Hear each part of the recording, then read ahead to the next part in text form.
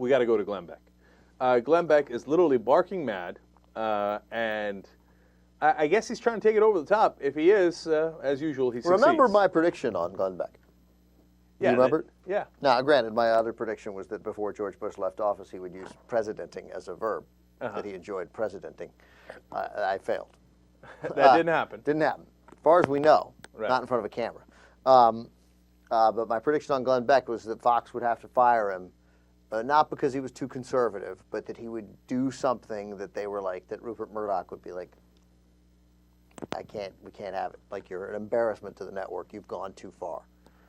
Even for our standards, you've gone too far. So, I don't know. What you're about to see does nothing but buttress my argument. All right, so let's watch. The number itself is complete BS. But he's got more to shovel our way.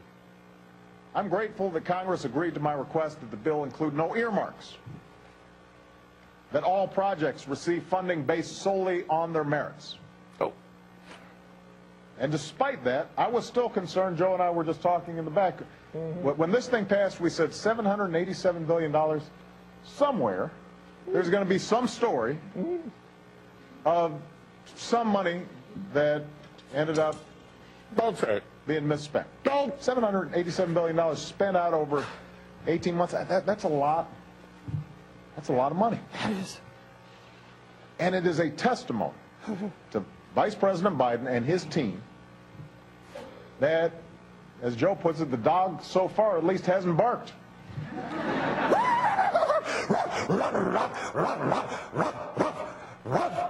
Dog hasn't barked. It's like a pack of wild Cujos ripping up the flesh of the American people. We've given you a dozen examples over the past year, stimulus debacles. How about the wasteful programs? How about the incestuous handouts to invented congressional districts? Oh, here's my favorite. Lawnmowers that magically created 50 jobs.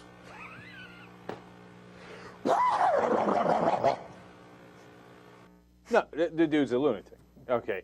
The thing that I actually minded a lot more than the barking. The barking, he's literally a carnival act. Yeah, he's theatrical. Yeah, I mean, back in the day, they had those barkers, right? And that's literally what he is. You'd come to the carnival, and you have somebody like Glenn Beck, and you're like, oh my God, hide the kids, this is fun. All right? So that part is crazy, but I don't mind it. He's putting on a play, right?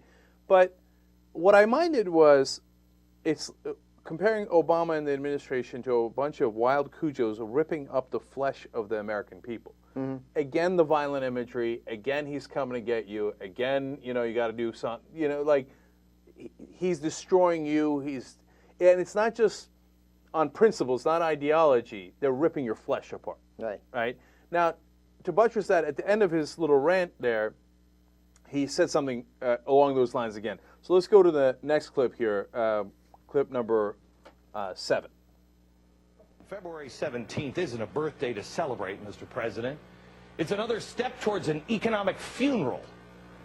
Americans should take their dogs out, listen to them, maybe dress in black, and start to mourn for their country. Back in a minute. See, that's what drives me crazy. The country's going to die. Your freedoms are going to die. It's a funeral. Why do you have to take your dogs out? What's the dog part of that? This is reference to this barking and Obama saying that dog didn't have bite or something along those lines, right? But this nonstop imagery of he's going to kill you, right? It seems like he's egging people on to, what would you do if you thought your family and your country and your he's definitely appealing. And your your personhood, et cetera, were all in danger? What would you do? He's definitely there's a fringe element, kind of people who fly airplanes into buildings, who are going to hear that, who could hear that, and act violently. I think that to some extent, I don't know how much you can blame those guys for it, and I don't know, ultimately, obviously, you blame the people who take action if they do, but obviously, they're whipping them up. We have a long history of that in this country. Usually it doesn't go that far. These people have a pretty wide reach now. And, we're obviously each passing year, each passing month, the sort of the frenzy of the danger that these people are coming to get you, and you should be very afraid, and America as we know it is coming to an end. The only thing that I would say, and not that we shouldn't be alarmed by it, and that you on this show and me to the extent that I can and others should, is that not that we shouldn't talk about it, and you should every day, is that, you know, it has happened before, and we survived it, and we continue to survive it. This is exactly what happened in the Red Scare, and my sense from it is, having not lived through it, that it might have actually been worse. I understand that, Ben, and I don't think that it endangers the Republic, right?